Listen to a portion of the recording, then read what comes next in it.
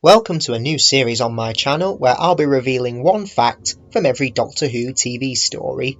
There are no opinions or reviews here, just simple facts that you may know or not know about every television story. Let's start at the beginning with the first Doctor era. Join me as we go through every TV story from 1963 to 1966, starting with An Unearthly Child. During the development of the very first Doctor Who story in August 1963, the BBC was faced with potential legal action from Zenith Film Productions Limited, which had attempted to interest the BBC in a puppet series called The Time Travellers. This concept had been created by Martin and Hugh Woodhouse, who had earlier worked for Gerry Anderson on his Supercar series. Although The Time Travellers had ultimately been turned down by the BBC because of its similarity to Doctor Who, Zenith Film Productions now claimed that Doctor Who was a copy of their product. Nothing really came of this alleged copyright, however, and Zenith Films abandoned their claim in mid-August, allowing Doctor Who to carry on unscathed. The Daleks. During the recording of Episode 1, The Dead Planet, the titular Dalek props hadn't been built at time of recording, so assistant floor manager Michael Ferguson, later a director of stories such as 1966's The War Machines, played a small but vital role as the hand that tapped Susan on the shoulder, later revealed to be Aladdin the Farl, and by holding the Dalek sucker arm, which became the first on-screen glimpse of the monsters. So Michael Ferguson can hold the title as the very first Dalek. The Edge of Destruction. This story was written by David Whittaker as a cost-saving measure, due to there being no money for anything new after the Daleks, and the next story, Marco Polo, was not ready to enter production. The result is one of the few stories with no supporting cast, no secondary locations, and one of those few stories where no characters die, though it's pretty understandable why it has that title. Marco Polo. 6 of the 7 episodes were directed by Waris Hussein. Episode 4 was instead directed by John Crockett, a former BBC designer. John Crockett was so invigorated by the task that on February 26, he wrote a memo to script editor David Whittaker suggesting a number of possible historical settings that Doctor Who might pursue in the future. Of these, they included Viking raids on Britain, Bonnie Prince Charlie, the Crusades, Catherine de Medici, and Cornish smugglers. They would all be employed in some form or another as historical adventures, though it's doubtful that John Crockett had any actual influence, but it's a fun coincidence regardless. The Keys of Marinus. On March 26, script editor David Whittaker was forced to defend the third instalment, The Screaming Jungle, against a charge of plagiarism levied by Robert Gould. On February 4th, Whittaker and Gould had agreed that his Minuscules adventure would be abandoned due to insurmountable difficulties with the scripts. Robert Gould had suggested that he might instead write a story about a planet where plants treat people the way that the people on Earth treat plants. On February 9th, Robert Gould informed David Whittaker that he had decided against developing the concept. Now, however, he was concerned that The Screaming Jungle, with its hostile plant life, had been inspired by his idea. Whittaker was able to satisfy head of serials Donald Wilson that this was not the case, and no further allegations of copyright infringement was pursued. The Aztecs. Writer John Lucarotti wrote The Aztecs, as well as Marco Polo, on his very own houseboat in Majorca, meeting with David Whittaker in London only when necessary. Maybe that's why both stories are such gems. The Golden Sunshine must have helped Lucarotti a lot. The Censorites. On July 4th, 1964, an extended edition of the Sports showcase caused Doctor Who's first ever break in transmission. Although a late 7:10 p.m. slot, ultimately filled by Jukebox Jury, was contemplated for Episode 3 Hidden Danger, the third instalment was ultimately preempted until the following Saturday. The Reign of Terror. Production on The Reign of Terror began on June 15th, when Doctor Who enjoyed a small amount of location filming for the very first time. This took place on the grounds of White Plains, a nursing home in Denham, Buckinghamshire, and on the Isle of Wight farm at nearby Gerrard's Cross. It was limited to 3 shots of the Doctor walking to Paris in Part 2, Guests of Madame Guillotine. In this instance, Brian Proudfoot doubled for William Hartnell, to avoid having to disrupt rehearsals for the Censorites. Brian Proudfoot had attended the recording of that serial's third episode on June 12th to study William Hartnell's mannerisms and walk. Planet of Giants. From the earliest days of Doctor Who's development, the production team envisioned a story in which the main characters were shrunk to the size of an inch. Such a scenario had been proposed in the original format guide for the show, completed in early May 1963. The document's author, C.E. Webber, then developed the notion into a serial called The Giants, which at one point was intended to be Doctor Who's premiere adventure. However, BBC head of drama Sidney Newman was critical of Webber's approach, with the technical limitation of Doctor Who's production home at Lime Grove Studio D also working against them. The Giants was abandoned around the middle of June. However, the idea of a minuscule story was then passed along to writer Robert Gould, and by mid-September this was scheduled as Doctor Who's fourth serial, but Robert Gould's script soon hit problems, and in early February 1964, he and story editor David Whittaker agreed that its development should cease. Finally, in late March, David Whittaker met with writer Louis Marks, who he knew via the Writers Guild. Louis Marks agreed to make a third attempt at a minuscules adventure, and was commissioned to provide a storyline on April 14th. Whereas C.E. Webber's approach to the Giants was orientated towards action-adventure, Louis Marks took the opportunity to incorporate an environmental tale into the narrative. It took a while for this minuscule adventure to be realised on screen, but we got there eventually. The Dalek Invasion of Earth. This story is notable of being the final serial to feature the Doctor's granddaughter Susan as a regular companion. Writer Terry Nation proposed Susan's replacement in the form of a teenage rebel called Sayada, an English girl of Indian descent who, after Dortmund's death, was revealed to be his daughter. Sayada stowed away aboard the TARDIS at the conclusion of the Dalek Invasion of Earth, becoming the new companion. Subsequently, this character evolved into a white character named Jenny, and was obviously eventually replaced by Vicky. The Rescue. Episode 2, Desperate Measures, was taped on December 11th. An accident occurred during the sequence in which Barbara shot the sand monster, with the flash charge in the pistol discharging prematurely. Jacqueline Hill was badly startled and suffered some facial discomfort, but when the scene was remounted, a flash charge was detonated on the set, instead of in the prop gun itself. The Romans. The broadcast of The Romans Part 1 on January 16th established another milestone for Doctor Who, as it rose to a new peak of 7th place amongst all programmes airing that week. With Doctor Who now earning consistently high ratings, Verity Lambert was informed on January 11th that the second recording block was to be extended from 26 episodes to 35. Furthermore, a third production block was already being guaranteed. This historical farce of all stories helped to shape Doctor Who's not-too-distant future. The Web Planet. One performer under consideration to play the Menoptera was Peter Purves, whom director Richard Martin felt would be wasted as a costumed alien butterfly. Several months later, however, he would instead cast Peter Purves as companion Stephen Taylor in The Chase. The Crusades. Julian Glover was cast as King Richard the Lionheart, but at one stage Nicholas Courtney was also considered. Nicholas Courtney would later create one of Doctor Who's most enduring characters when director Douglas Camfield hired him to play Colonel Lethbridge Stewart in 1968's The Web of Fear. The Space Museum. In developing his ideas, writer Glynis Jones called his villains Morlocks as a play on moronic, with Lobos's name suggested by the word lobotomy. The Chase.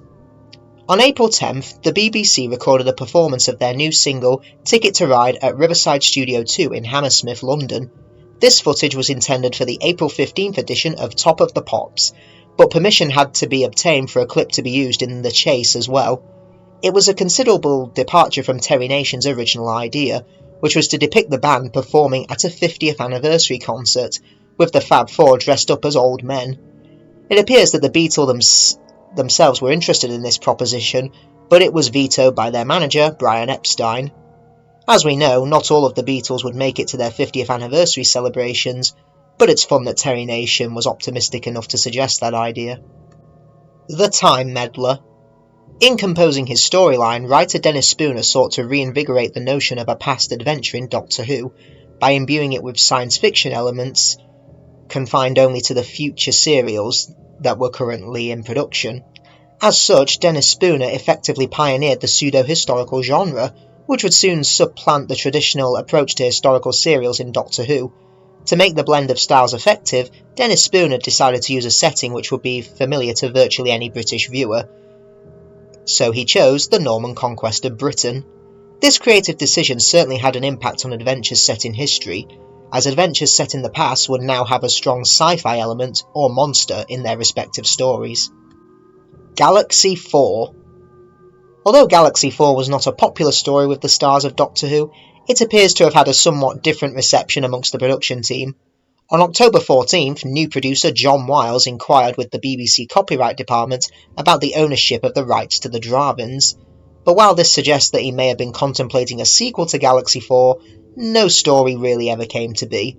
The closest we got is a name drop in the Series 5 finale, The Pandorica opens in 2010. Mission to the Unknown.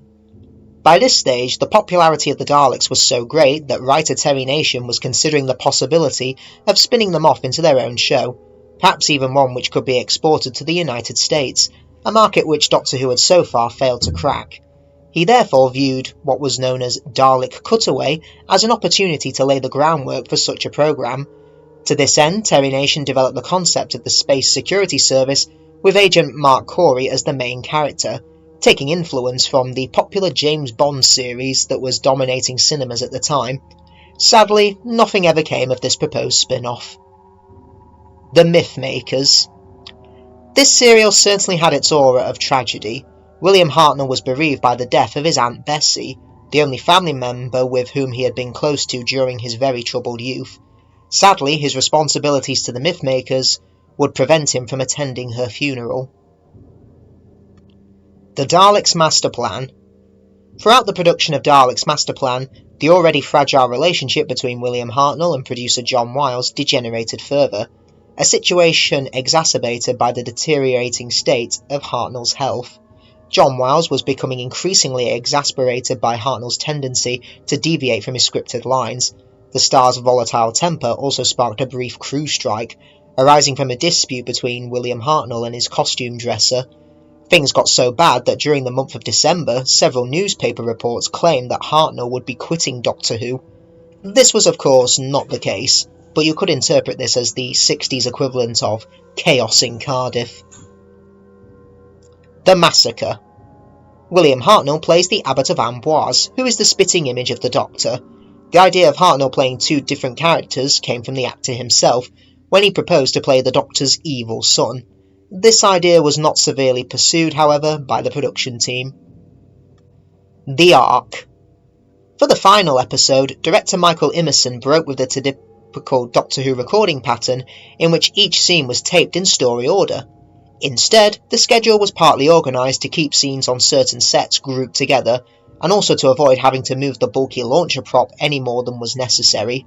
This was the first time out-of-order recording had been employed on Doctor Who to such a big extent. It would be a sign of coming changes to the way that the programme would be made. The Celestial Toymaker. Ever since John Wiles had become the producer of Doctor Who, he had enjoyed an adversarial relationship with William Hartnell. He and script editor Donald Tosh were also concerned about the star's declining health, which was robbing him of energy in the studio and impairing his ability to accurately recall his lines. Wiles and Tosh felt that the fantastical nature of the Celestial Toymaker script presented an opportunity to recast the Doctor, especially since it coincided with the expiry of William Hartnell's contract. The serial had been structured so that the Doctor would be mute and mostly invisible for most of the story. It was suggested that when he reappeared in the story's closing minutes, he could now be played by a different actor, who would then take over the series from Hartnell. However, this scheme was soon vetoed by Wiles' superiors, and William Hartnell was subsequently given a contract extension, but the seeds for regeneration were definitely planted in this story. The Gunfighters.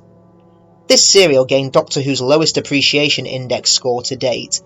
Indeed, no Doctor Who episode would ever fall below the 30% score achieved by Part 4, The OK Corral, on May 21st. These disastrous figures helped strengthen producer Innes Lloyd's concern that historical serials should be eliminated from Doctor Who altogether. Hey, at least this story has gained appreciation over time. The Savages.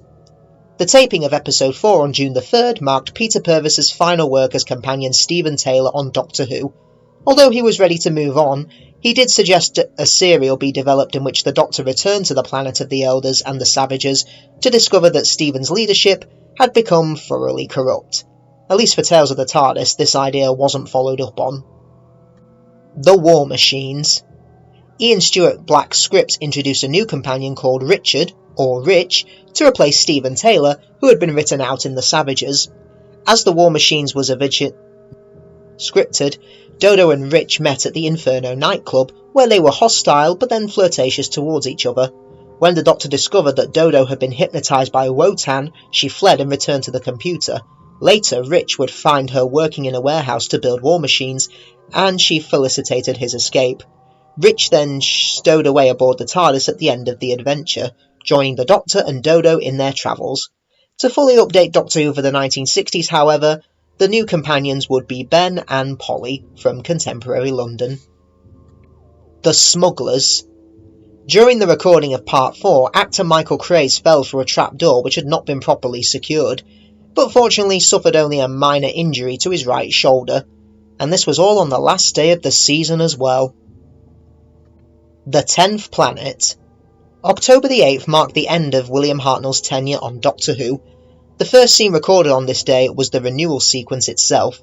Originally, this would have seen Hartnell simply collapse on the TARDIS floor console room with his cloak covering his face. In the first episode of the next story, The Power of the Daleks, the cloak would have been pulled up to reveal Patrick Troughton instead. However, vision mixer Shirley Coward was able to design a way to depict the renewal on screen. This took advantage of a malfunctioning mixing desk in Studio One, which caused the image to flare noticeably. Therefore, Shirley Coward created an effect in which Hartnell's image became overexposed almost to a whiteout, then settled down again to reveal Troughton's face. Shirley Coward went uncredited for her work, but I think it's safe to assume we have a lot to thank her for setting the foundations for future regeneration stories. The Power of the Daleks. Despite being uncredited for his work, former script editor Dennis Spooner was formally approached about revising The Power of the Daleks. Dennis Spooner's primary mission was to refine the portrayal of the Doctor, which he discussed with Patrick Troughton. In addition, Spooner found himself paring down David Whittaker's overlong scripts, including the removal of an extensive sequence in episode 3 set in the colony's medical centre. Because of the extra time needed for Dennis Spooner to complete his work, it was decided that Doctor Who would take a 1-week hiatus from studio recording. The delay meant that the cast would have to be paid for an extra week. We can thank Dennis Spooner for helping to define a new Doctor, and for the cast having to do no work but still get paid. The Highlanders. Key component of the adventure was the character of Jamie McCrimmon. In real life, the McCrimmons were hereditary pipers to the clan MacLeod of the Isle of Skye. Writer Gerry Davis proposed that Jamie could be the son of Donald Ban McCrimmon, who was killed during the Rout of Moy in February 1746. In real life, however, the MacLeods and McCrimmons supported King George. In The Highlanders, Gerry Davis depicts Jamie as being a piper allied to the clan MacLaren, who were indeed Jacobites, and in fact, an Alexander MacLaren fought for Charles in the Athol Brigade. He utilised the authentic slogan of the MacLarens, Cregar Tuirig, literally the Boar's Rock, in reference to a rock formation at Bal Cahida, the clan's traditional seat. The Underwater Menace. The broadcast of episode 1 on January 14th sparked a very angry letter the following Monday from a Mrs. N. Safford of the National Society for the Welfare of Children in Hospitals. Safford was concerned that the sight of Polly undergoing an operation to turn her into a fish person would scare children about upcoming surgeries, who might become convinced that they would wake to find themselves transformed into monsters after receiving injections. Producer Innes Lloyd refuted this argument, noting that the fantastical nature of the Underwater Menace made it clear to viewers that the story events were not realistic. The Moonbase. With the Cybermen's visual appearance having been updated, it was decided that a new vocal effect should also be employed for this story. Voice artist Peter Hawkins was given a modified dental palette, originally designed for use by patients who had undergone the surgical removal of their larynx, which produced electronic sounds just by shaping the mouth and lips appropriately. The method was used for the first time on episode 3, recorded on February 18th. Unfortunately, the persistent vibration induced by the device gave Peter Hawkins headaches and made him feel nauseous. The Macra Terror. Ian Stuart Black's script described the monsters as general insectoid creatures, and the serial's title became The Insect Men to reflect this. However, script editor Jerry Davis feared that the result might be too closely to the Zarbi from 1965's The Web Planet, and decided that the monsters instead should be giant crabs. They were then dubbed Macras, apparently from the genus name of the Japanese spider crab, Macrocerae. I've probably pronounced that wrong. Unfortunately, some dialogue which referred to the Macras as insects survived in Black's final draft and were present upon transmission. The Faceless Ones. Innes Lloyd and Jerry Davis had concluded that Polly and Ben were not working well as companions and decided to write them out of Doctor Who at the next opportunity. Because of the change in the length of The Chameleons, Annika Wills and Michael Craze were now contracted until part 2 of the next story, The Evil of the Daleks. On February 8th, writers David Ellis and Malcolm Hawke were asked to write the pair out of their adventure's last 4 instalments, with the possible exception of a film sequence for episode 6, and to introduce a young female character who might be suitable as a new companion. The same was asked of David Whittaker, writer of Evil of the Daleks, and this gave Innes Lloyd and Jerry Davis a choice of potential new regular characters. Annika Wills and Michael Craze were notified that they would not be needed for the first 2 parts of The Evil of the Daleks after all, but they would be paid for the entirety of their contracts. The Evil of the Daleks. On January 4th, 1967, writer David Whittaker submitted a brief outline of his proposed adventure, simply referred to as Daleks. Real imaginative there. At this stage, the Daleks' plan required the Doctor and Edward Waterfield to travel back to the year 20,000 BC to retrieve a caveman named Og. It was from Og that the Doctor was to deduce the essence of humanity, which the Daleks intended to eradicate from every generation of man, thereby eliminating the Earth as a threat. The Tomb of the Cybermen. The final episode of this Cyberman adventure incited considerable controversy due to its violent and disturbing content, particularly the scene in which fluid spurted out of a Cyberman's innards after it was attacked by Toberman. On September 26, writer Kit Pedler appeared on the premiere of the BBC commentary programme Talkback to debate the issue and defended Doctor Who. The Abominable Snowman. Before settling on the legend of the Yeti in the Himalayas, writers Mervyn Haseman and Henry Lincoln considered using the Loch Ness Monster as the basis for their story. It would take another 8 years for Doctor Who to tackle the Scottish legend in 1975. The Ice Warriors. Writer Brian Hales found inspiration in an article he had recently read about the discovery of a well-preserved corpse of a woolly mammoth which was excavated from the Siberian ice in 1901. He was also intrigued by the planet Mars and wondered what sort of race could conceivably have flourished in its environment. These notions led him to imagine a scenario in which a Martian was discovered on Earth, frozen in a glacier, and then brought back to life. The Enemy of the World. This serial was the focal point of a series of changes in Doctor Who's key production roles behind the scenes.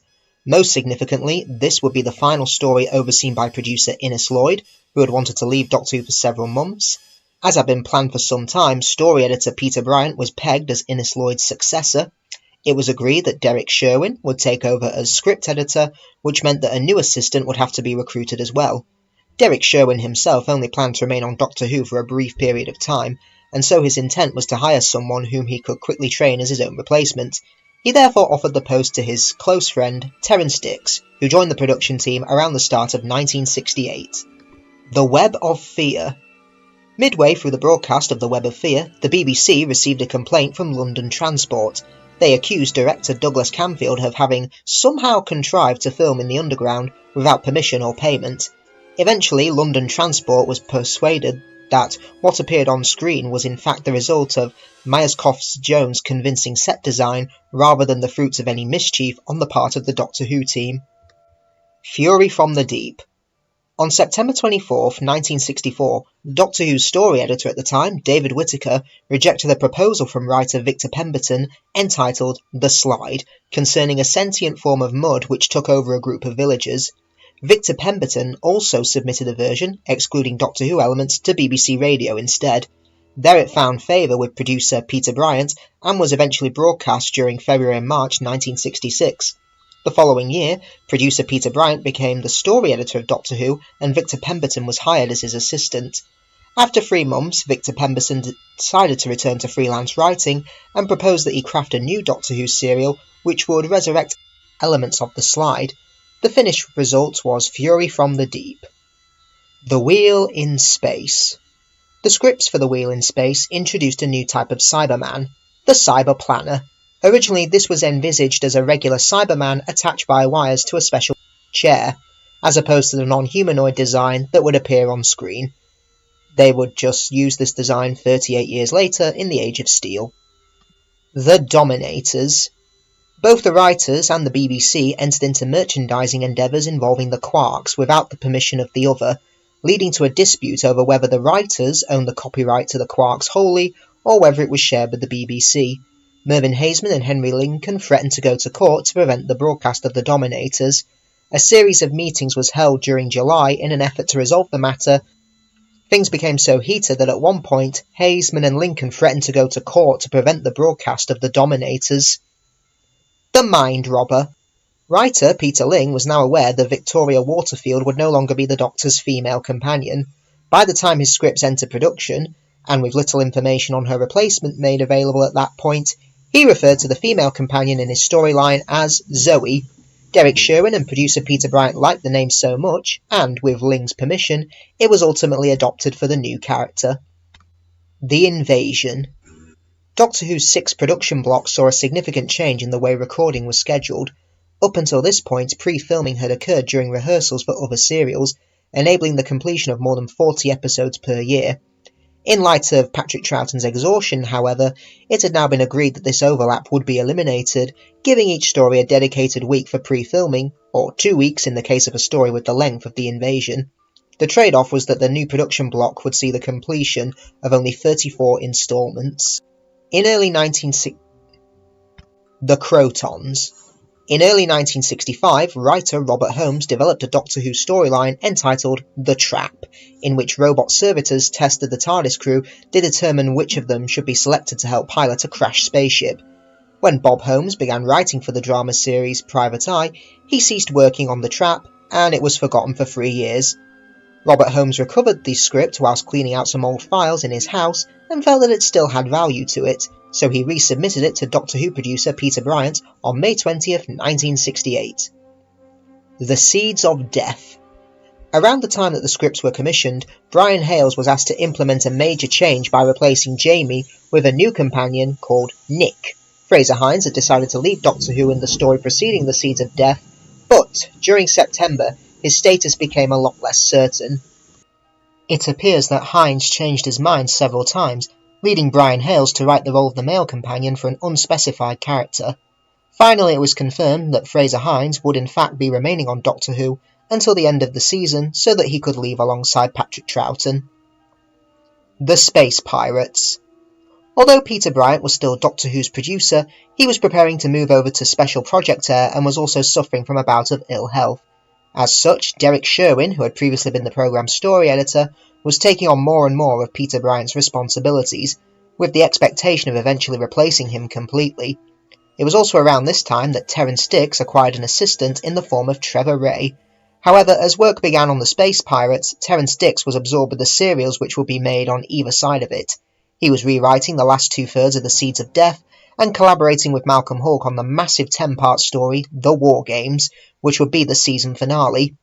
With Trevor Ray unprepared to take over as script editor, it was agreed that Derek Sherwin would return to his former post for the Space Pirates, though Robert Holmes claims he didn't really get much help from anyone on the Space Pirates, and maybe it shows. The War Games. During the summer of 1968, the latter stages of Doctor Who's 6th season began to take shape. The penultimate story, designated with the production code Serial ZZ, would be 6 episodes long. At first, this was probably going to be a third Yeti story from Mervyn Haseman and Henry Lincoln, entitled The Laird of Macrimmon. When a dispute arose between the two writers and the Doctor Who production office, it appears that Malcolm Hawke's The Impersonators took its place. However, it was decided to abandon both slots, and turn them into a mammoth 10-episode serial, the longest story ever attempted by Doctor Who since the 12-part Daleks Master Plan in 1965. Spearhead from Space. The unit guard in episode 2 is none other than producer Derek Sherwin himself. Originally cast as the unit attendant in this material was Jeff Brighty, but during filming he was found to be unsuitable for the part. The Silurians. Because the BBC did not have the equipment that designer Barry Newbury needed for construction, he instead hired outside contractors to perform the work. When Barry Newbury went to collect the finished sets, he was horrified to discover that the company had not built a framework on which to mount the walls, and, despite the firm's assurances, the sets were indeed too flimsy to stand erect. As a result, it was decided to abandon Doctor Who's usual production pattern, in which each week's studio session was devoted to one single episode. In recent years, improvements in editing technology had increasingly facilitated out-of-sequence recording, and now all of the cave scenes would be made together during the second studio date on December 15th. This would provide Barry Newbury with the time to assemble a new cave set, for which he principally used stock elements, together with some hastily constructed stalagmites and stalactites. So we can actually thank Barry Newbury for being ripped off that Doctor Who would eventually be recorded out of sequence, as opposed to being in order. The Ambassadors of Death. The broadcast of episode 3 on April 4th saw a small change to the schedule, with Doctor Who pushed back by 5 minutes to 5:20 p.m. to accommodate the broadcast of the Grand National. A bigger disruption occurred the following week, when Apollo 13 was scheduled to blast off from Cape Kennedy, Florida. As a result, the Debbie Reynolds show, which normally followed Doctor Who, was preempted, and the Ambassadors of Death episode 4 was instead scheduled to be followed by a repeat of Dad's Army, which usually aired after the American sitcom. However, April 11th was also the date of the FA Cup final between Chelsea and Leeds United. Because it went into extra time, and still ended up in a draw, the start of Doctor Who was delayed by half an hour. That was quite the busy week. Inferno. Normally, Doctor Who would have one studio day each week, which would be devoted to a single episode. However, producer Barry Letts thought it would be more efficient to record 2 episodes over 2 consecutive days on a fortnightly basis. This way, sets could be left up overnight, reducing the wear and tear which came from having them being taken down and set back up every week. As such, Inferno was made in 4 distinct recording sessions, rather than a whopping 7. Terror of the Autons. The Troll Dolls initially played a much greater role in the story's ending, justifying the Master's interest in the circus, which would have been used to distribute the toys. Script editor Terence Dix disliked writer Robert Holmes's idea that the plastic daffodils, and at one point the Troll Dolls, would be animated when the temperature reached a certain level, with the Master anticipating a heat wave in Britain. Terence Dix felt that this made the story setting illogical. Wouldn't it make much more sense for the Master to carry out his plan in a tropical location? And so the temperature trigger was replaced with a broadcast activation signal. The attempted arrival on Earth of a Nestine energy form was added to episode 4 at this point. The Mind of Evil. An unusual complication occurred when costume designer Bobby Bartlett outsourced the assembly of the Stangmore prison convict uniforms to a freelancer who had recently left the well-regarded Bermans and Nathans. The individual was then arrested for theft from his former employers without completing his Doctor Who work. Designer Bobby Bartlett was forced to visit him in prison in order to discover the location of his materials, which were then given to another costumer to finish the job. Ironic how this episode deals with prison life, and one of the staff members ended up in prison. The Claws of Axos. Frustratingly, the weather proved highly variable throughout the 5-day shoot, ranging from snow at the start of the week, through thick fog, and finally to sunshine on the last day. Director Michael Ferguson asked script editor Terence Dix for dialogue to explain this inconsistency. As such, Corporal Bell would now note that the arrival of Axos had prompted freak weather conditions. Unhappy with the situation, producer Barry Letts became determined to avoid lengthy mid-winter location shoots in the future. Colony in Space. When Barry Letts and Terence Dix intentionally pitched Doctor Who to a slightly older audience than in the past, the BBC decided to overhaul the Saturday evening schedule, beginning with the transmission of Colony in Space Episode 1 on April 10th. Doctor Who would now air at 6:10 in the evening, almost an hour late than before. It was preceded by Walt Disney's Wonderful World of Color, which occupied its former time slot, and a news update, and led into a Tom and Jerry cartoon short, and then a series of movies branded as the Saturday Western. The new schedule paid dividends almost immediately, boosting Doctor Who's audience by more than 1 million viewers each week. The Demons. Amusingly, the climax of episode 5 shocked some viewers, who wrote letters condemning the BBC for blowing up a real church, when in fact it was just a model, filmed on location. You maniacs! You blew it up! Damn you! Damn you all to hell! It's only a model. Day of the Daleks.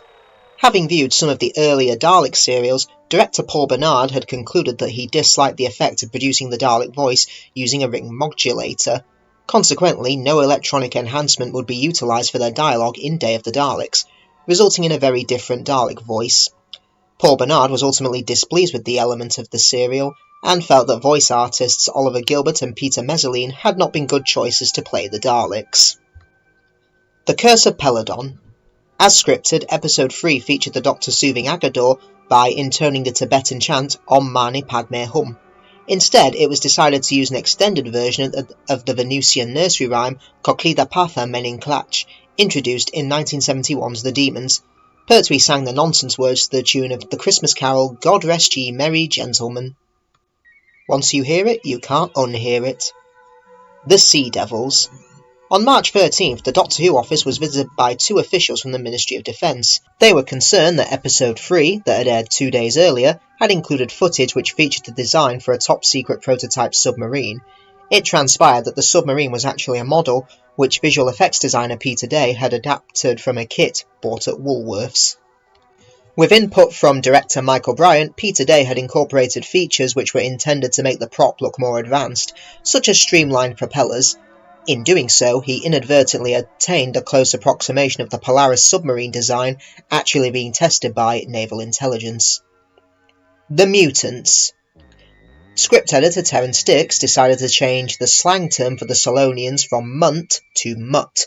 The former was intended to be a contraction of the phrase mutant native, and was a genuine derogatory term used by white settlers of South Africa to refer to the indigenous black population. Also, head of serials Ronnie Marsh feared that it was too easily mistaken for a more familiar vulgarity. I'll let you guys figure out what vulgarity it was. The Time Monster. At Strathfield's say, stuntman Greg Powell, playing the knight to attack the convoy in episode 3, was thrown from his horse when his mount did not follow the planned route and collided with one of the unit vehicles. Accounts vary as to the extent of the injuries to both Powell and the horse. Equity, the Actors' Union, condemned the incident because budgetary limitations had prevented director Paul Bernard from hiring more than one single stunt driver. The Three Doctors. On February 3rd, Bob Baker and Dave Martin submitted an idea called Death World, in which the Time Lords were in conflict with a Federation of Evil led by a personification of death. To avert all-out war, the Time Lords convinced the Federation to allow them to send the Three Doctors into the Federation's limbo-like underworld domain. There, the Doctors battled various representations of death, including zombies, the Four Horsemen of the Apocalypse, the Hindu goddess Kali, and the Cyclops Polyphemus from Greek mythology, with the victor in the contests determining whether the Time Lords or the Federation of Evil would prevail. This story was later adapted into the Lost Stories range for Big Finish, and as of recording this video, I haven't listened to it yet. Carnival of Monsters. On June 1st and 2nd, cast and crew boarded the RFA Robert Dundas at Chatham, Kent. The vessel, which had been launched in 1938 and finally decommissioned in December 1971, posed as the SS Bernice. The Robert Dundas spent part of the first day travelling along the River Medway to Sheerness, Kent, but was otherwise docked during production. At one point, the shoot was interrupted when it was discovered that an old brass ship's compass had disappeared. The culprit turned out to be none other than John Pertwee, who had mistakenly believed that the compass was to be scrapped along with the Robert Dundas, and therefore wouldn't be missed.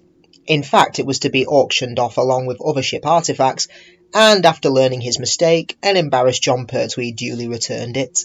Frontier in Space. During production on Frontier in Space, Roger Delgado informed producer Barry Letts that he wanted to wind up his appearances as the Master. Many producers still believed that he was working full-time on Doctor Who, as had been the case during Season 8, and were not considering him for other work, even though Roger Delgado was now featuring in just 1 or 2 Doctor Who stories per season. It was agreed that Delgado would therefore appear in a single adventure during Season 11, in which the Master would sacrifice his life to save the Doctor. As such, Barry Letts and writer Robert Sloman began developing the final game in early 1973. Sadly, this serial would never be made. On June the 18th, Roger Delgado died in a traffic mishap while being driven to a filming location in Turkey. Frontier in Space would therefore mark the premature end of the beloved actor's involvement in Doctor Who. Planet of the Daleks. The only venue required was Beachfields Quarry in Redhill, Surrey, which had just been used as the surface of the Ogron planet in Frontier in Space. This time it was the site of the ice pool on Spyridon, with recording taking place on January 2nd and 3rd, 1973. Looks like the Doctor and the Daleks didn't have much of a journey from the Ogron planet to Spyridon. The Green Death. In Episode 3, the Brigadier rings the Ministry and the Prime Minister is referred to as Jeremy. The reference to the Prime Minister as Jeremy came at Barry Letts' instigation, partly to avoid offending the current Prime Minister, Edward Heath, and partly because the producer hoped that Jeremy Thorpe, the leader of the Liberal Party, would win the next UK general election. It would take another 37 years, but the Lib Dems got in power eventually. The Time Warrior. The role of Sarah Jane Smith originally went to April Walker, an actress who had previously appeared in episodes of The Aeneid Line, Dad's Army, and Crossroads. She was contracted for Doctor Who's 11th season on March 14th. When John Pertwee was presented with this news, he was very unhappy that he had been offered no input into the casting process. He had worked with Walker before in the West End on Oh Clarence in 1968, and found that he had little chemistry with the actress. April Walker also did not have the petite, slender body type that John Pertwee felt worked best opposite his Doctor. As such, April Walker's contract was cancelled on March 29th, though she would be paid in full for the season. Invasion of the Dinosaurs. To preserve the surprise of the monster's nature, producer Barry Letts agreed to director Paddy Russell's suggestion that Episode 1 be promoted and broadcast as simply Invasion. Writer Malcolm Hulke was irate at the use of such a generic title, which he feared would damage the serial's ratings. On January 14, 1974, 2 days after Episode 1 aired, Malcolm Hulke formally protested a decision he viewed as potentially damaging to his reputation as a writer. Producer Barry Letts subsequently admitted that the gimmick had not only been misguided, but had been undermined by the advanced publicity which unambiguously advertised the dinosaur's appearance. Both Barry Letts and head of serials Ronnie Marsh extended apologies to Malcolm Hulke, though this would turn out to be the writer's last script for Doctor Who. Death to the Daleks. In editing, it was realised that Episode 3 was running short, while Episode 4 was very long. As a result, material from the start of the concluding instalment was used to form a new cliffhanger. Originally, Episode 3 ended when the Daleks emerged into the maze room. It now continued to the Doctor and Belial reaching the trapped floor pattern, and ended on the Doctor's warning to not move, resulting in one of the most infamous cliffhangers of the series. The Monster of Peladon. This serial consequently underwent numerous alterations. For instance, the Ice Warriors were originally defeated when the Doctor managed to transmit word of their treachery to the Federation, who blockaded and threatened to destroy the Ice Warrior planet. A casualty of these rewrites was a 1-week delay of the serial's pre-filming at BBC Television Film Studios in Ealing, London. This change of schedule meant that fewer facilities would be available to the Monster of Peladon at Ealing, and one day would have to be shelved from the schedule. Planet of the Spiders. As well as being John Pertwee's last story, this is the only story from the classic series where the co-writer, the director, and the producer were all the same man, Barry Letts. Robot.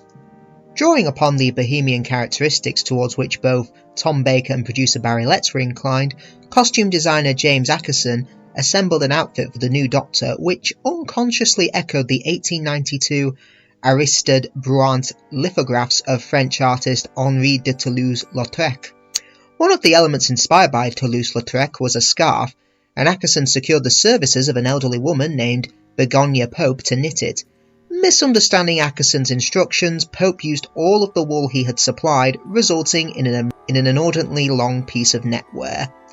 Baker, however, liked the image this conveyed, and although its length was eventually reduced, it was agreed that the scarf could be incorporated into the on-screen action, and make a rather effective prop. The Ark in Space. On February 1st, The Ark in Space Episode 2 drew 13.6 million viewers to finish 5th amongst all UK programmes for the week. This was the highest chart position yet achieved in the history of Doctor Who, and was just the first sign of the incredible success Tom Baker would help inspire.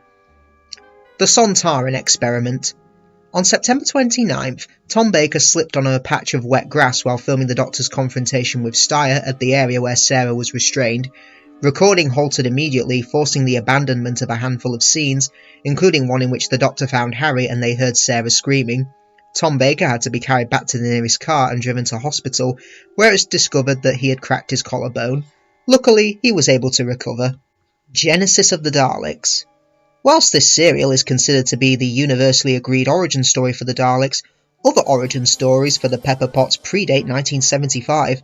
Starting in 1965, writer Terry Nation and former Doctor Who script editor David Whittaker expanded on these notions in a comic strip running in the TV Century 21 magazine.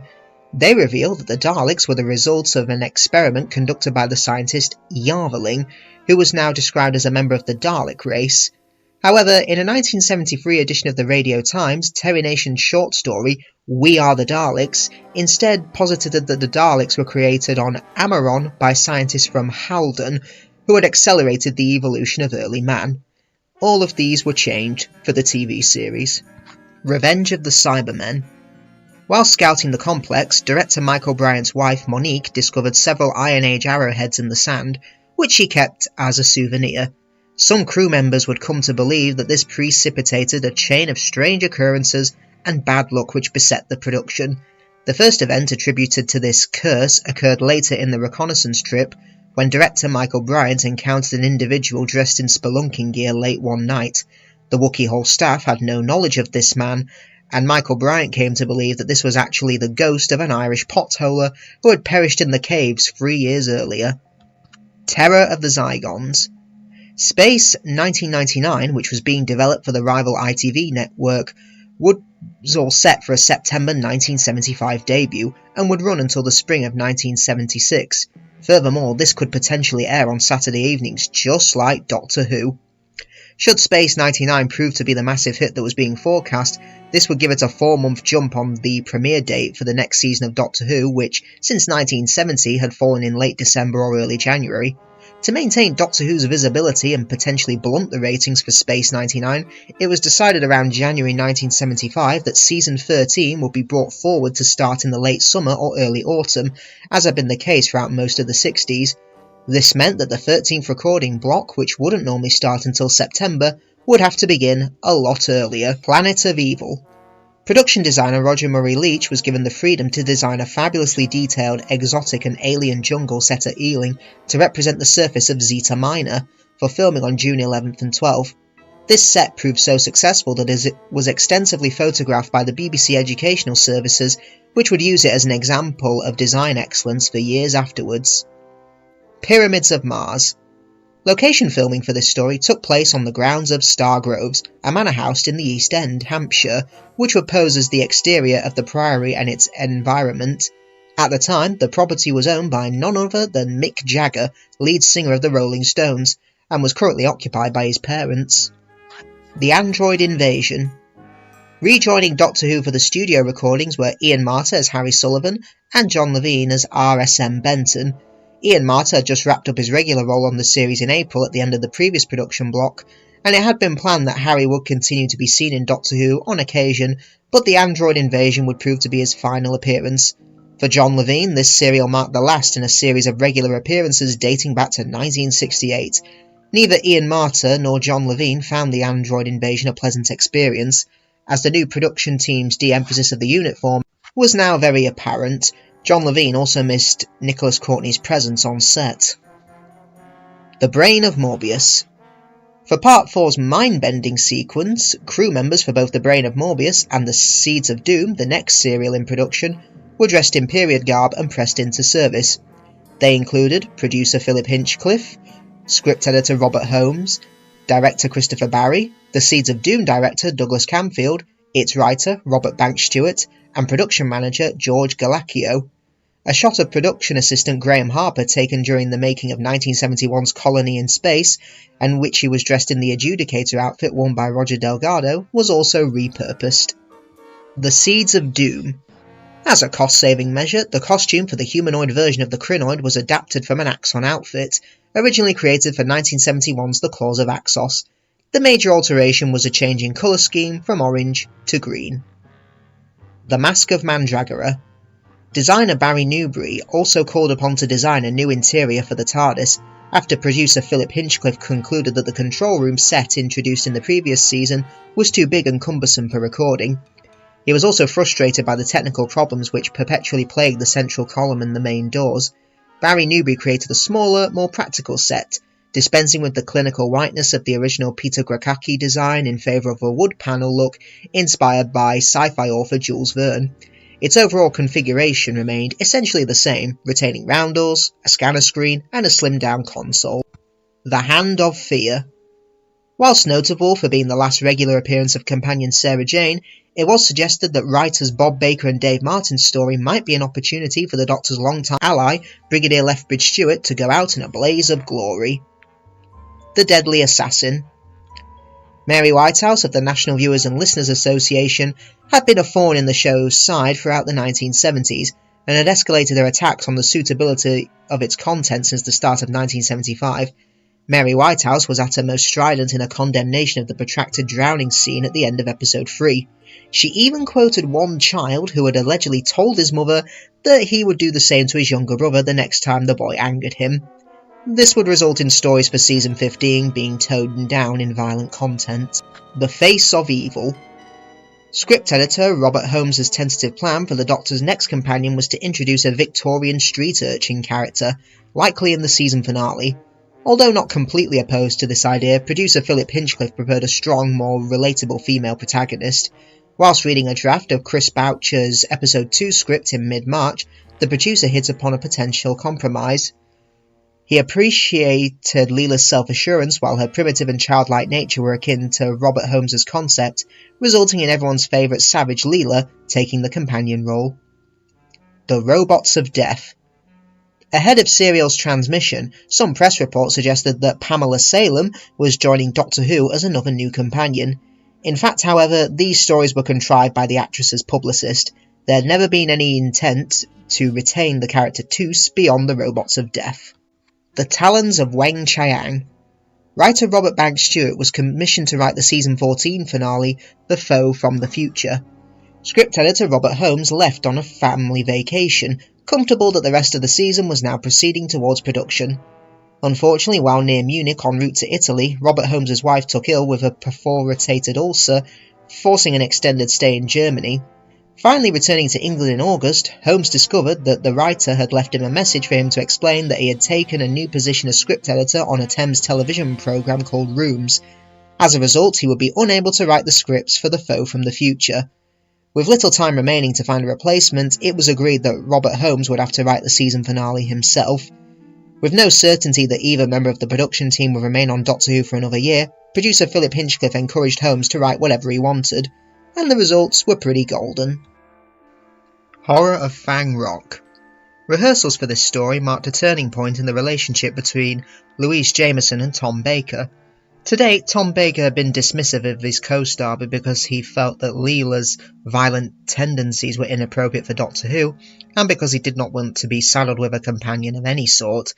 By now, Louise Jameson had appeared on Doctor Who long enough that she was beginning to stand up for herself and her character, which finally prompted Tom Baker to apologise for his attitude.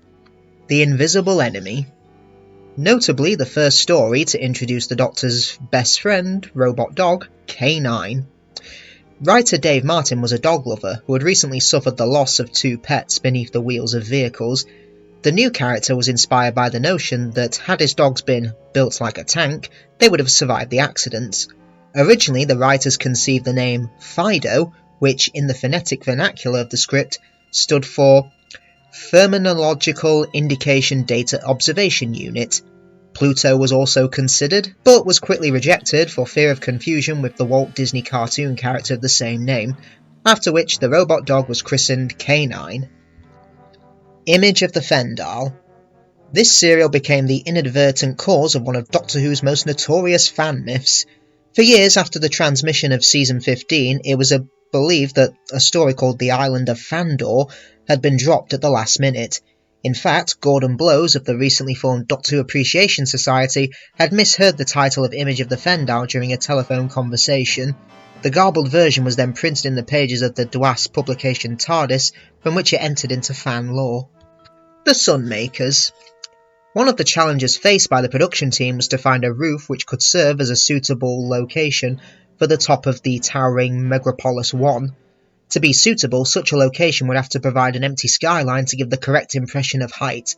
Unfortunately, despite many attempts, no appropriate building could be found in the vicinity of London. The problem was finally solved by production assistant Leon Arnold, who recommended the W.D. and H.O. Wills tobacco factory in Hartcliffe, Bristol. Although not particularly tall, it was very wide, which would achieve the appropriate effect. Facing pressures from his superiors to control Doctor Who's budget, producer Graham Williams was not keen on travelling such a distance for such a handful of scenes, and suggested that they should instead be performed in the studio via chroma key. However, director Pennant Roberts discovered that the Wills Tobacco Factory offered other locations which could replace studio sets, such as a very long tunnel, and this enabled him to justify the cost of the trip. Underworld. Despite the production problems which had plagued this story, Bob Baker and Dave Martin remained enthusiastic about the scenario they had created. For a time, they had considered spinning off the R1C crew into their own science fiction program, in which the minions would travel through space and become involved in new adventures based upon other tales drawn from ancient mythology. Ultimately, however, nothing came of this idea. The Invasion of Time. On July 18, 1977, writer David Weir was commissioned to write Killers of the Dark. It introduced a race of cat people living outside the Time Lord capital, whose society was defined by both brutal savagery and technological sophistication. David Weir had to write quickly to meet the serial's mid-October production dates, and submitted his first 5 scripts on August 15th. Due to inflation and production costs, however, this serial was abandoned. The Reboss Operation. A serious incident occurred during rehearsals for the second studio block. One lunchtime, several members of the cast went to a hotel for drinks. They were accompanied by George, a Jack Russell Terrier owned by Paul Seed, who played the Graf Vindicay. Tom Baker started trying to get George to perform a trick in which the dog would leap up to snatch a sausage from between his lips. Unfortunately, George inadvertently bit Tom Baker, necessitating a trip to hospital to treat a deep cut on the left side of his lip. Tom Baker was forced to wear a large plaster cast, which was plainly visible in some of the publicity photos for the Reboss Operation. The wound had to be concealed using makeup during the final studio session. Fortunately, the nature of the remaining scenes meant that Tom Baker's face could often be partially hidden, so that continuity with the previously taped material was not completely lost. The Pirate Planet. Writer Douglas Adams suggested that the segment of the Key to Time might be disguised as a piece of rubbish. Knowing his sense of humour, I can't help but find that funny. The Stones of Blood. This would be the 100th Doctor Who serial.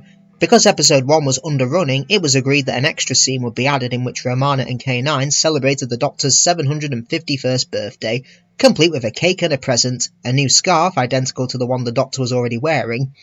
This scene was dropped for being too self-congratulatory, in spite of a specially made cake being ordered. The Androids of Tara. Unusually, the opening credits for this story were recorded such that the episode number appeared prior to the writer's name, rather than the other way round. I have no idea why this was done. The Power of Kroll. Late in the year, the British TV industry was rocked by the latest in a virtually annual succession of labour disputes. Not only did this delay the final dubbing of the last 3 episodes until days before transmission, but it also threw the schedule into doubt, as BBC One, BBC Two and ITV all experienced interruptions due to strike action. The Armageddon Factor. Originally, the Shadow's own Shadow turned out to be the 6th segment of the Key to Time. Destiny of the Daleks. The Daleks' destruction of the Doctor's barrier had to be refilmed when smoke from the explosion was sucked into the fan built into Davros's chair. A visiting Doctor Who aficionado named Kevin Davies was accused of changing the setting on the fan. Years later, Davies would direct various Doctor Who projects, beginning with the 1993 documentary Doctor Who 30 Years in the TARDIS. City of Death. In accepting the role, Actor Julian Glover had made it clear that he was not willing to don a mask to play the Jaggeroff version of Scaroff, and so walk-on Richard Sheikey was hired for these sequences. Glover later relented for a handful of shots, and was surprised to find that wearing the mask was much less unpleasant than he had anticipated. The Creature from the Pit. Many of the names chosen for the storyline were derived from Greek mythology. Lady Adrasta was inspired by the legend of Andromeda, whose homeland was plagued by a gargantuan sea monster. Writer David Fisher christened his creature Erato after a member of the group of goddesses called the Muses. This choice was intentionally ironic. The mythological Erato was the muse of erotic poetry, and her name meant lovely. Nightmare of Eden. This serial would signal a changing of the guard for Doctor Who. Not only would this prove to be Bob Baker's final contribution, but it also inspired both members of the production team to step away from the show. Script editor Douglas Adams had been frustrated by the struggle to recruit new writers, and he had realised that he preferred working on his own projects rather than cultivating other people's scripts. Furthermore, he was now developing various iterations of The Hitchhiker's Guide to the Galaxy for different media, leaving little time for other work. For his part, Graham Williams had endured 3 embattled years on Doctor Who, and following the atmosphere associated with Nightmare of Eden, he had finally had enough. The Horns of Nimon. Rather infamously, actor Graham Crowden mistook the recording of Soldeed's demise for a camera rehearsal and began to laugh hysterically.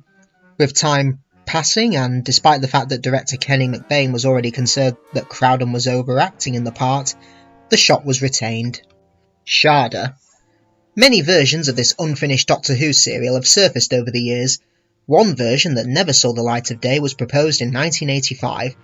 In November 1985, producer John Nathan Turner mooted the possibility of having the Sixth Doctor, Colin Baker, fill in the missing material either with linking narration or on-screen segments in which he would be telling the story of Sharda to his companion Perry, played by Nicola Bryant. Nothing really came of these ideas, however. The Leisure Hive. This serial was substantially over budget, ensuring that director Lovett Bickford would never work on Doctor Who again. Meglos. The name Brotterdack was jokingly devised as an anagram of bad actor. Full Circle.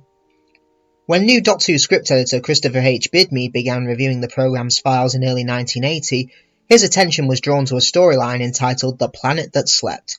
It was written by Andrew Smith, who had been encouraged to submit material for the series by several of Bidmead's predecessors. Bidmead was urgently seeking ideas for Doctor Who's 18th season, and he and producer John Nathan Turner both wanted to recruit new writers to the show. As such, he invited Andrew Smith to a meeting in February to discuss guiding The Planet That Slept into a more suitable form. What Bidmead did not anticipate was that Andrew Smith was in fact a 17-year-old Doctor Who fan. State of Decay. Christopher Bidmead changed the title to The Wasting because he wanted the inclusion of vampires to come as a surprise. Writer Terence Dix heavily disagreed. He felt that viewers would quickly deduce the nature of the villains, and he thought that the new title would leave the serial open to ridicule. The script editor was already unhappy with the storyline, which he felt ran contrary to the efforts he and Nathan Turner were making to ground Doctor Who in solid scientific concepts. The two men did find themselves butting heads as Bidmead had mentally tried to steer Terence Dix away from horror cliches. Luckily, they still remained on screen in the finished product, however. Warrior's Gate. The atmosphere during rehearsals was tense. Tom Baker and Lalla Ward, who had renewed their romantic relationship some weeks earlier, were fighting. Tom Baker had still not fully recovered from the illness he had endured since March, and his mood was further dampened by the imminence of Lalla Ward's departure from Doctor Who. Both actors were deeply unhappy with their dialogue, which resulted in several scenes being substantially overhauled. Lalla Ward also disliked the fact that Romana's final scene was written with such dispassion, but JNT and Bidmead were adamant that they did not want soap opera elements to creep into Doctor Who. The Keeper of Traken. Chris Bidmead became Doctor Who's script editor at the start of 1980, but he was not producer John Nathan Turner's first choice. This was Johnny Byrne, a regular writer for All Creatures Great and Small, on which JNT had been the production unit manager. Johnny Byrne was not willing to relocate from Norfolk to London in order to work on Doctor Who, but he did indicate his interest in providing scripts for the series. This led to a meeting between Bidmead and Byrne around the spring of 1980 to discuss story ideas that would eventually become The Keeper of Traken. Logopolis. The exterior of Tegan and Aunt Vanessa's house belonged to Andrew McCulloch, the co-writer of Meglos. Castrovalva. Whilst on location at Buckhurst Park in Withyham, the cast and crew hosted a party on the first night. Matthew Waterhouse indulged far too greatly, and found himself feeling very poorly during the next day's recording. Indeed, immediately after shooting Castrovalva's final scene, he proceeded to vomit against the nearest tree. 4 to Doomsday. Matthew Waterhouse, who had endured a difficult working relationship with Tom Baker, got off to a bad start with Peter Davison as well, after he took it upon himself to point out mistakes he felt that his new colleague was making. Kinder. The presence of Nyssa generated a greater difficulty for writer Christopher Bailey.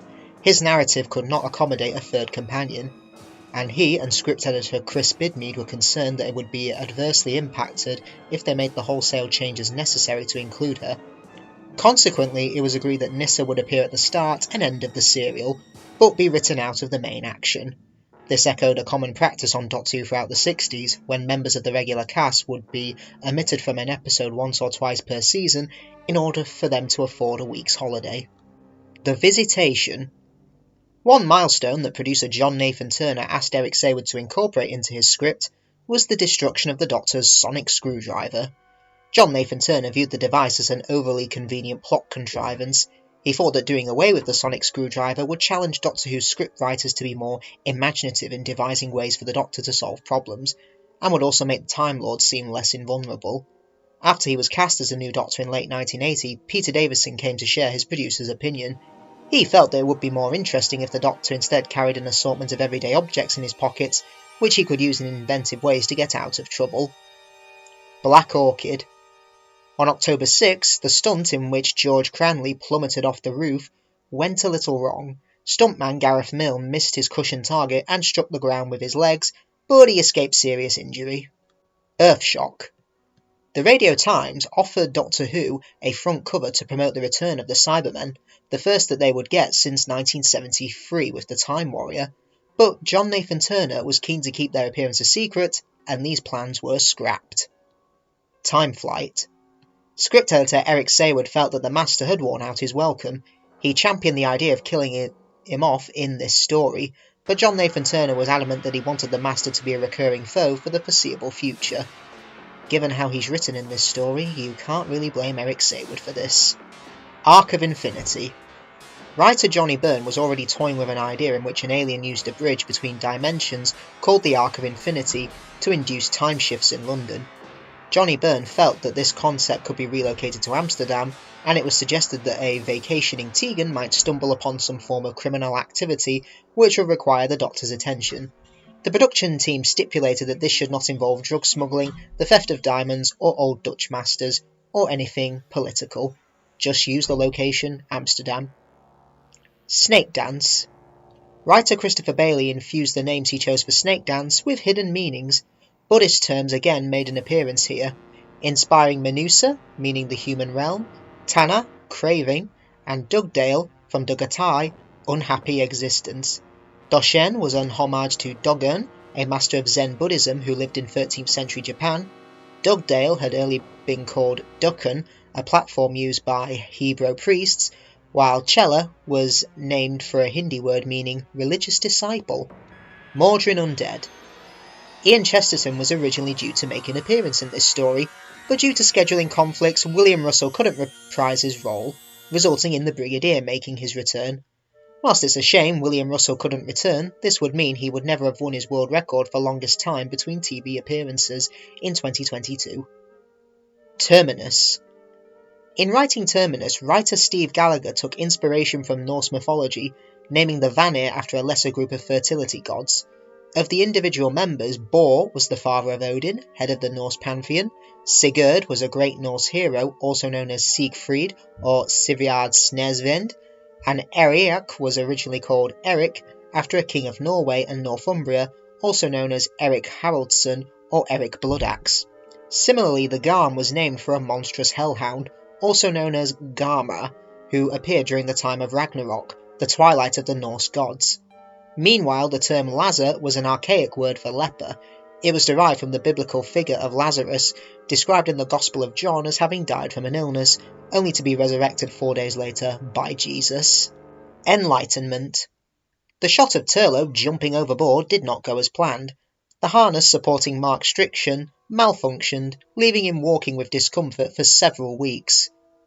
The King's Demons. As work began on The King's Demons, a grim pall hung over Doctor Who, and indeed the BBC as a whole.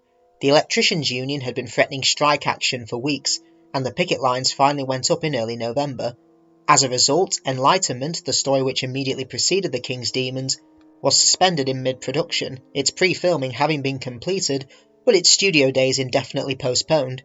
Concern now arose that both The King's Demons and the Dalek story to follow, intended to be the finale, would have to be abandoned. Fortunately, the industrial dispute was resolved in late November. John Nathan Turner decided to preserve the original recording dates for The King's Demons to avoid the expense of extending the contracts for those involved.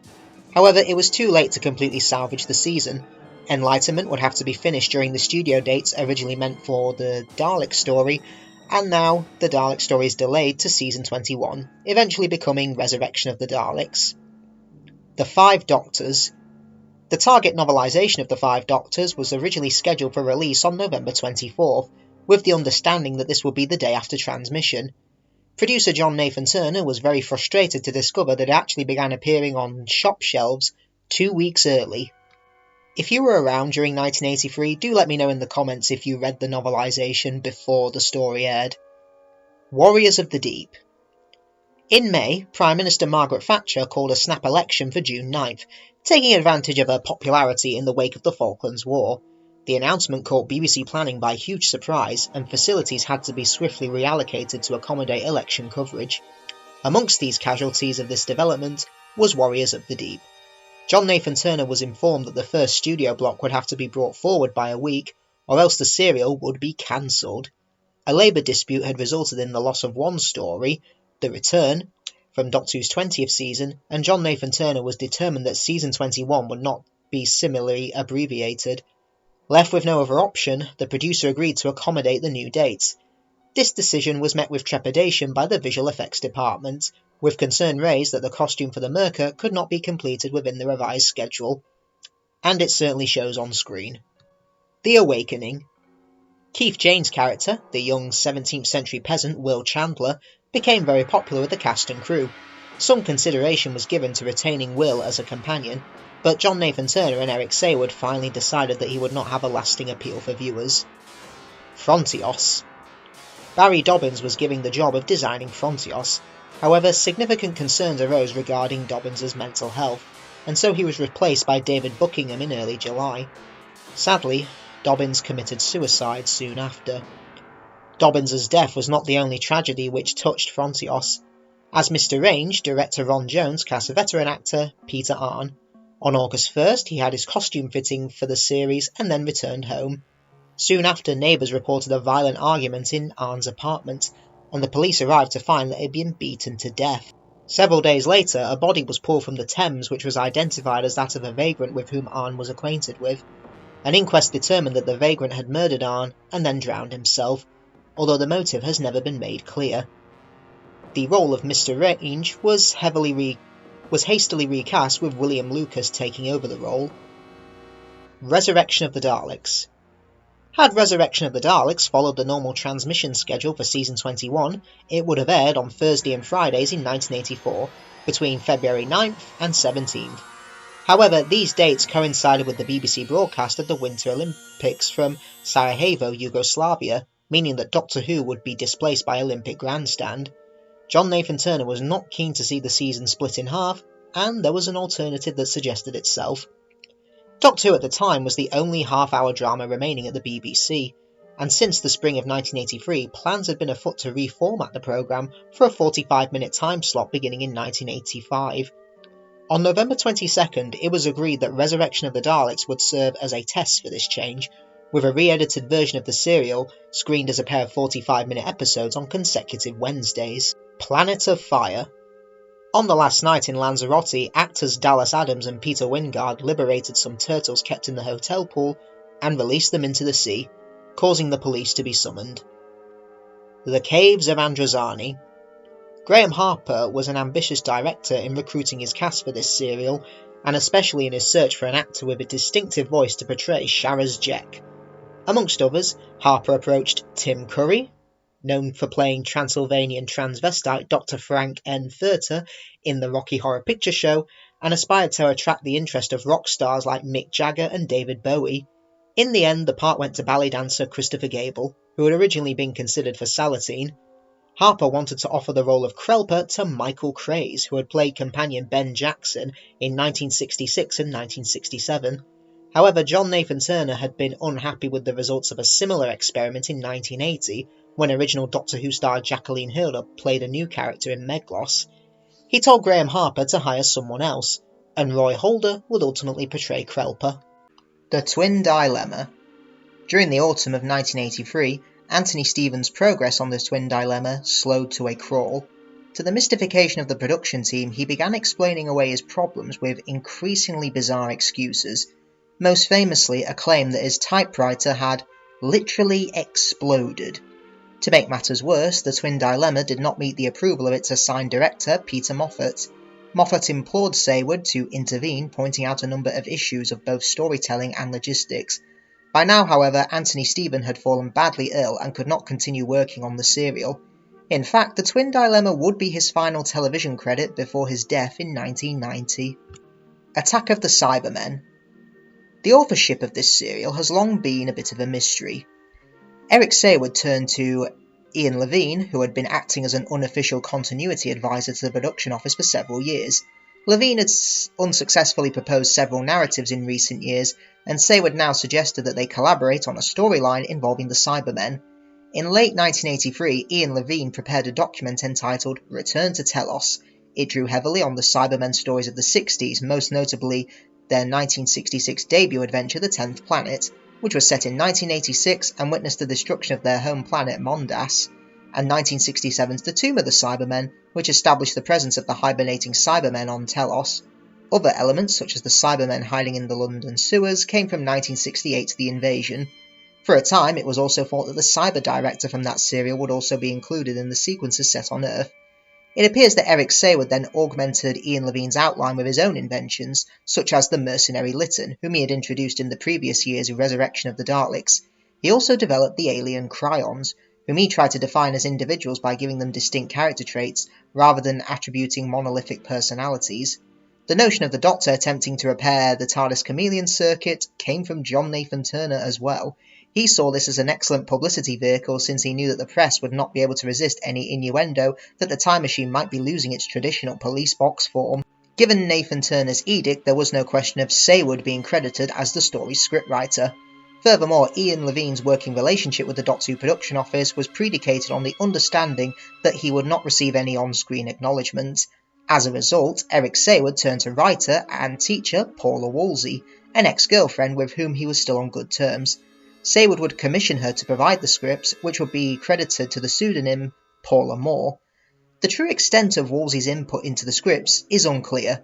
Some sources suggest that Eric Saward wrote them in their entirety, and Woolsey's only role was to serve as a figurehead to misled John Nathan Turner. Other sources indicate that Paula Woolsey did write draft scripts, which were then considerably revised by Eric Saward, at least in part because of her lack of experience in television. Eric Saward himself has suggested that he performed no more editing of Woolsey's work than any other set of scripts. In fact, he even claimed that the storyline was largely Woolsey's creation, and that he simply worked with her to incorporate the Cybermen, the Cryons and Lytton. However, fan continuity advisor Ian Levine denies these versions of events, leading it to be a bit of a mystery as to who really wrote Attack of the Cybermen. Vengeance on Barrows. A great challenge for director Ron Jones was finding an actor to play Syl. Philip Martin, the writer, had envisaged the character as floating in a tank of water, but J&T felt that this would be too difficult to realise in the studio, and so it was decided that Syl would actually sit on a platform above his water tank. Nonetheless, a performer of diminutive proportions would be needed for the role, and so Ron Jones unsuccessfully interviewed several short-statured actors.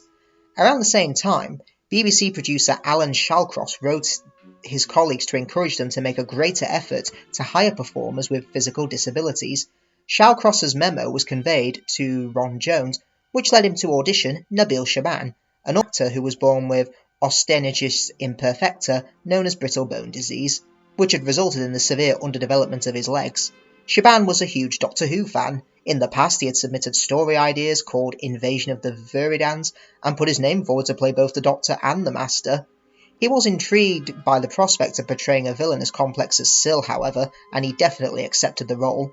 Alan Shawcross wasn't so happy, as he was outraged to learn that his appeal had led to Nabil Shaban being cast as a monster.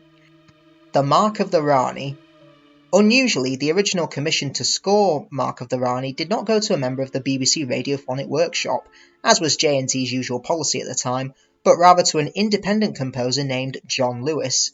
Unfortunately, Lewis fell ill from AIDS-related complications and died in February 1985. By this time, he had composed 32 minutes of music for the Mark of the Rani, but it was decided that his work would not be used. His family was compensated for his efforts all the same. Instead, Jonathan Gibbs of the Radiophonic Workshop was assigned the task of composing a new suite of music for the serial. However, you can still listen to John Lewis's compositions on Part 1 of the DVD and Blu-ray. The Two Doctors.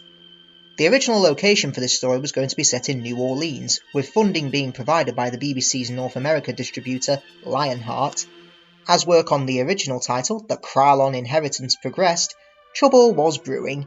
It became clear that Lionheart would not be able to cover the cost of the expedition after all, and on February 15, 1984, J&T wrote to BBC Enterprises, the commercial wing of the BBC, in the hope that they would be interested in making up the shortfall. The final nail in the New Orleans coffin was driven home on April 16th, when the office of Graham MacDonald, the head of drama, informed the Doctor Who production team that no money would be made available for filming in the United States. Working quickly, J&T suggested Venice in Italy as an alternative location, but it was soon determined that the crush of tourists plus the higher associated costs would be prohibitive. Production associate Sue Anstruther then proposed filming in Seville, Spain, where she had holidayed a few years earlier. It was found that this was a feasible venue, as long as the cast and crew voluntarily accepted a cut in the normal rates of pay to cover meals and lodgings. Time Lash. The narrative's central hook was the appearance of a young H.G. Wells, referred to as Herbert until the very end of the story to preserve the surprise of his identity. Wells was a pioneer of science fiction in the 19th century, and writer Glenn McCoy incorporated a number of references to his work. Most obvious were the connection to Wells's 1895 work The Time Machine, the LOI girl Weena suggested Veena's name, the monstrous Morlocks became the Morlocks, and of course the TARDIS itself owed a great debt to the Wells novel. Other inspirations were 1896 The Island of Dr. Moreau, which prompted the hybrid nature of the Borad, and the 1897 novella The Invisible Man, with the Doctor essentially becoming invisible using the Contron crystals. Revelation of the Daleks. Eric Saward decided to draw upon Evelyn Waugh's 1948 satire, The Loved One, as inspiration. An Anglo-American tragedy which was set in the Los Angeles funeral trade, he was entranced by the idea of a story which ruminated upon the treatment of the dead. July 13th, shortly before Saward began his holiday, the scripts for The End of the Road were commissioned. Part of his holiday was then spent on the Greek island of Rhodes, which influenced the development of the scripts in several respects. Most notably, Orsini was inspired by the Knights Hospitaller, who had occupied the island in the 14th and 15th centuries. Several names were also derived from Saward's time in Rhodes. Tassenbeker came from Sambika, a monastery where barren women prayed in the hope of conceiving a child. Kara was suggested by a local potato called the Kara. The planet Nekros itself was derived from the Greek word Nikros, meaning corpse. Other names were adapted from the Loved One as well. Mr. Jobel was taken from Waugh's odious mortician, Mr. Joyboy. Vogel was a porter in the novel, while Bostock was a reference to the unpleasant Mrs. Comstock and her son. Arthur Stengos was partly influenced by cosmetician Amy Thanatagonos, although Saward had also met a ferryboat owner called Stegnos in Rhodes, and on the other hand, Natasha was named after Saward's eldest daughter. Quite a lot of influences there. The Mysterious Planet. Season 23 began tumultuously as the saga of Doctor Who's long-term status continued to play out, both in the public eye and behind the scenes. The BBC's repeated disavowal of rumours about Season 23's reduced episode counts were undermined in July, when a fax which confirmed these details was accidentally sent to the Doctor Who Fan Club of America instead of Lionheart, the company which distributed the programme in the USA and Canada. Nonetheless, it took until December 18, 1985 before the BBC would publicly acknowledge the season's true length. On July 16, former Doctor Who writer and director Terence Dudley, who had most recently scripted The King's Demons, wrote to JNT offering to replace him as producer if he wanted to move on.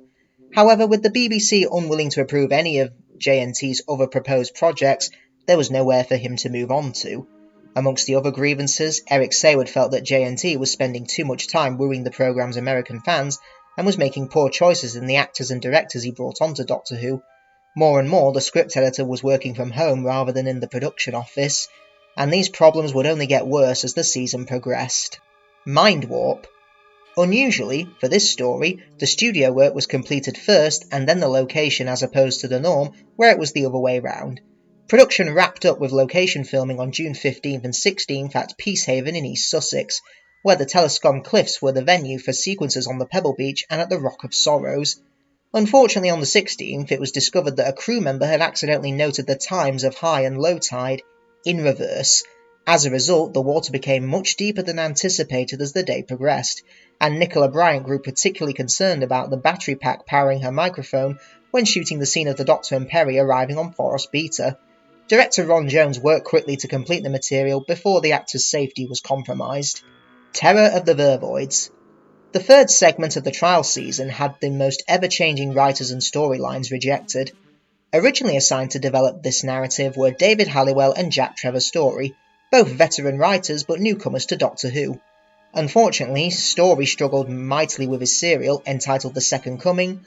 Halliwell, on the other hand, progressed quickly on his storyline, Attack from the Mind, only for Eric Saward to become disenchanted with his work. In mid-October, both serials were abandoned, and it was decided that the future segment of the story would now consist of a single 4-part adventure, rather than two-part stories. Recognising that Halliwell and Story's lack of experience on Doctor Who had contributed to their difficulties, the production team approached former script editor Christopher H. Bidmead. Bidmead had most recently contributed 1984's Frontios, although his The Hollows of Time had been a casualty of the BBC's directive to overhaul the original plans for Season 23. Bidmead began developing a new adventure called Pinnacotheca. Consignant that he was working to a tight deadline, he corresponded regularly with Saward to ensure that his work was satisfactory. As such, both he and John Nathan Turner were shocked when, in early February 1986, Eric Saward pronounced his storyline as boring and unusable. With a new set of scripts now urgently required, Eric Saward contacted Sapphire and Steel creator P.J. Hammond, whose involvement was suggested by the production office's former continuity advisor Ian Levine. Hammond quickly began writing Paradise 5. This time, however, it was JNT who was unhappy with the results, and Hammond's scripts were dropped towards the end of February. Then on March 1st, JNT ran into writers Pip and Jane Baker in a lift at BBC Television Centre in White City, London. The Bakers had written 1985's The Mark of the Rani, and had briefly been tasked with a story entitled Gallifrey for Season 23, before it was rendered defunct by the development of the trial storyline. J&T had apparently been trying to contact the Bakers regarding the future segment, but they had only just returned from a lengthy holiday in Spain. J&T explained the situation on the spot, and they agreed to meet with Eric Saward immediately. The script editor was not enthusiastic about working with the Bakers again, but they had a reputation for writing quickly and in budget, so he proposed that they develop a mystery in space, and the result is Terror of the Vervoids. The Ultimate Foe. The final 2 episodes of Season 23 are nothing short of unfortunate. The serial's writer Robert Holmes was rushed to hospital around the end of March, where he would lapse into a coma and sadly pass away. Shattered by this development, Eric Saward agreed to take over the unfinished script. However, this new stress exacerbated the ongoing breakdown in the relationship between producer and script editor, and on April 2nd, Eric Saward resigned from Doctor Who. He nonetheless agreed to complete Robert Holmes's work, on the condition that J&T impose no large-scale changes to the storyline. Since the latter stages of episode 13 were still in rough shape, Eric Saward made a number of amendments to better lead into the concluding instalment. J&T, Saward and Holmes had agreed to end the season on such a dramatic cliffhanger in order to provide a memorable conclusion, as to what they knew might turn out to be Doctor Who's final season. Inspired by the Sherlock Holmes story The Final Problem, in which Arthur Conan Doyle attempted to kill off his famed detective by having him plunge into a gorge at the Reichenbach Falls in a struggle with the villainous Professor Moriarty. In mid-May, however, Saward was infuriated to learn that John Nathan Turner was now having misgivings about the downbeat ending. J&T had grown concerned that it would provide the BBC with a tailor-made scenario to cancel Doctor Who outright, and he felt that the viewers who had followed the season for 14 weeks were owed a genuine conclusion to the story. J&T and Saward corresponded in the hope of identifying a compromise which would assuage the producers' objections while still respecting Holmes' original vision. These efforts proved futile, and Saward became concerned that Nathan Turner would go ahead and alter the scripts as he saw fit. Furthermore, he had heard of reports of John Nathan Turner bad-mouthing him to fans, and he was badly shaken by Holmes' death as well. As such, on June the 1st, Saward withdrew his permission for the use of his version of episode 14. He attempted to do the same for the portion of episode 13 which he had written, but the BBC refused this request on the grounds that the work had been performed in Saward's capacity as a staff script editor. Consequently, the penultimate episode of The Trial of a Time Lord would be the last on which Eric Saward was credited. Once again, needing a script at very short notice, John Nathan Turner turned to Pip and Jane Baker to write episode 14. Time and the Rani. Doctor Who had returned to its traditional Saturday tea time slot for seasons 22 and 23, after airing on weekday evenings throughout Peter Davison's tenure as the Fifth Doctor in the early 80s. However, the family audience, which once swarmed to the television set on Saturdays, seemed to be declining. Michael Grade, controller of BBC One, decided that season 24 would not only be relocated to Mondays, but also be transmitted about an hour later than Fifth Doctor episodes, now transmitting at 7:35 p.m. This scheduling put Doctor Who squarely against ITV's long-running juggernaut, Coronation Street, with the idea being that it would prove effective counter-programming for the juvenile audience against the older skewing soap opera. At a time when many households still only owned one television, this would place Doctor Who firmly in the ratings crosshairs when season 24 premiered on September 7th. Paradise Towers. At an early stage, producer John Nathan Turner expressed concern about the lack of a traditional Doctor Who monster in this serial. Stephen Wyatt, the writer, suggested that the Great Architect might act through tentacles, which could drag people down to the basement through the air ducts, but J&T cautioned him about the difficulty of realising this idea on screen. Instead, the notion of the cleaning robots was developed, which Andrew Cartmel later encouraged Wyatt to feature more prominently. The name Craragnon was originally given to the planet, but was later applied to the Great Architect instead. The inclusion of the Kangs was suggested by script editor Andrew Cartmel, with Stephen Wyatt deriving the name from a contraction of Kid Gangs. Delta and the Bannerman. John Nathan Turner became concerned that writer Malcolm Cole's scripts lacked a sense of suitable menace, while Andrew Cartmel concluded that they were overlong as well. Over the coming weeks, the script editor would work closely with Malcolm Cole to restructure them. A major casualty was the detailed background which Cole had conceived concerning the Bannermen. He imagined Gavrok's people as originating on a planet which they had overpolluted to such an extent that it was now uninhabitable. This was the motivation for their invasion of the pastoral homeworld of the Shimmeran, whose peaceful nature made them ripe for conquest. Also dropped was the idea that the launch of the American satellite predated the Soviet Sputnik. The setting could therefore be shifted from 1957 to 1959, significantly expanding the range of rock and roll music which could be included while avoiding any anachronisms. Dragonfire. One substantial change made to Dragonfire involved Ace's relationship with Kane. Originally, she accepted his offer to become a mercenary, with the mark of his sovereign permanently imprinted on her palm. Ace rebelled only when ordered to kill Mel. However, it was felt that these developments unnecessarily duplicated Belaz's backstory. Ace's stuffed dog companion, called Wayne, was also dropped. Remembrance of the Daleks. The episode 4 battle between the Dalek faction was filmed under a rail bridge at Windmill Walk. The explosions detonated by the visual effects team drew the attention of the police. They arrived to investigate the possibility of an attack by the Irish Republican Army on the nearby Waterloo East train station, and were surprised to encounter Daleks instead.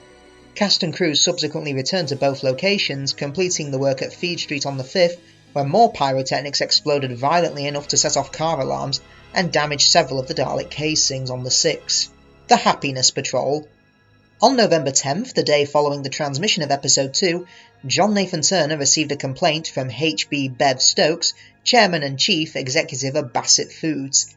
He objected to the visual appearance of the Candyman on the grounds that it infringed on his company's trademark for their advertising icon, Bertie Bassett.